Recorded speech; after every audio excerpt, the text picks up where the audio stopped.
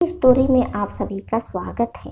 कल्पना की रस्सी। एक व्यापारी था, उसके पास 5 ऊँट थे। वो उन ऊँटों को लेकर शहर शहर घूमता था और कारोबार करता था।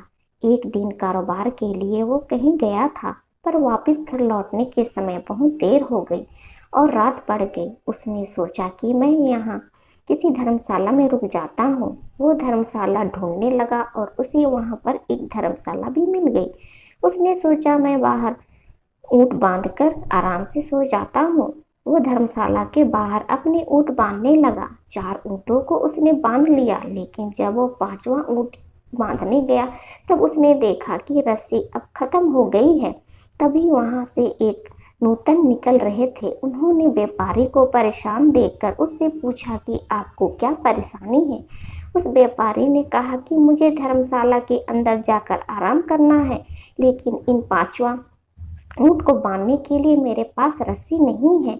उस नूतन ने जब व्यापारी की समस्या सुनी तब वो हंसने लगे और कहा कि जैसे आपने इस 4 ऊँटों को बांधा है, वैसे ही आप ये 5वें ऊँट को भी बांध दो।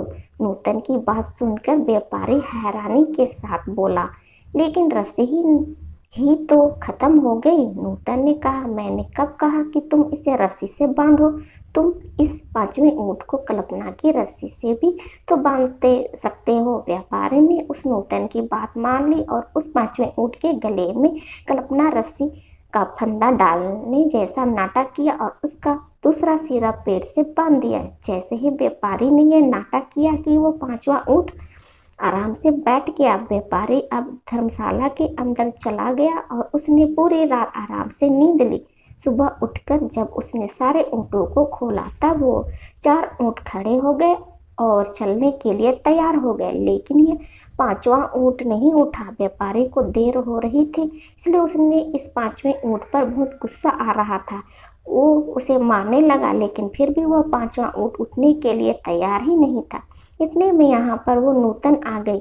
ऊँट को ऐसे मारते हुए देखकर नूतन ये व्यापारी से कहा कि तुम बेचारे बेजुबान जानवर को क्यों मार रहे हो। व्यापारी ने कहा कि मुझे बहुत देर हो रही है और ये 5वां ऊँट उठ नहीं रहा है। नूतन ने व्यापारी से कहा कि अरे भाई, कल तुमने इस ऊँट को बांधा था, आज तुम्हें इसे खोलना होगा। बिना खोले वो कैसे उठेगा। व्यापारी ने कहा, अरे मैंने हकीकत में थोड़ी बांधा था, मैंने तो सिर्फ बांधने का नाटक किया था। नूतन ने कहा, कल जैसे तुमने बांधने का नाटक किया था वैसे ही आज तुम खोलने का नाटक करो। उस नूतन की बात सुनकर व्यापारी ने ऊँट को खोलने का नाटक किया। ऊँट तुरंत खड़ा हो गया। हमारी ये स्टोरी आप लोगों को अच्छा लगा तो लाइक, शेयर और सब्सक्राइब कीजिए।